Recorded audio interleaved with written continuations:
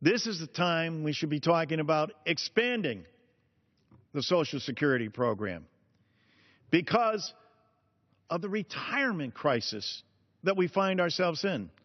Not for lack of contribution, not for lack of effort, but because of the real economic conditions most families have found themselves in. So that's why we introduced the Social Security 2100 Act. So what does it do? Well, first and foremost, it doesn't raise the national debt at all. It's completely paid for. And we have, how do we know this? Because we have an actuarial report. The chief actuary for Social Security has determined that it exceeds the 75-year limits in terms of its solvency, so that Social Security will not only be here now, tomorrow, and well into the future. Justin Bieber will be 106 years old, and Social Security will still be there for him and for those of his generation as well.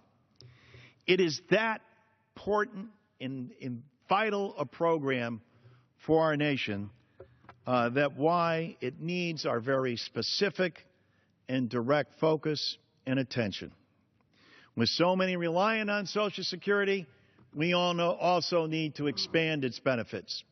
We're proposing a modest 2% increase across the board.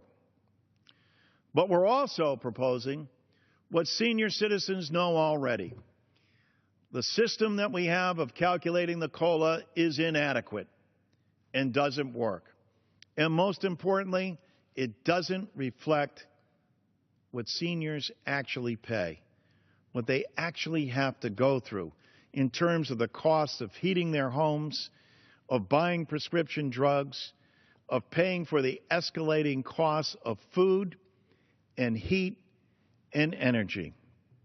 And so we've devised a system endorsed widely by groups that embraces what we call CPIE, the Consumer Price Index based on the actual costs of the elderly, E standing for elderly in this circumstance, and making sure that there are sufficient amounts of money that are there to provide for our senior citizens. The next thing that we do also is to make sure that nobody can retire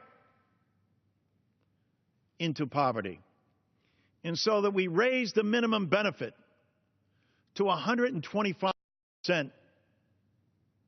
125% of poverty, which would amount to, in so many cases, at the lower end of the economic scale, of a 50% increase in benefit for the poorest amongst us. When I say poor, I'm talking about working poor, people who have pulled into this system. Again, this is not an entitlement. This is the earned compensation. This is the insurance that so many have already paid for, and why this has become so important and so vital a test. And we all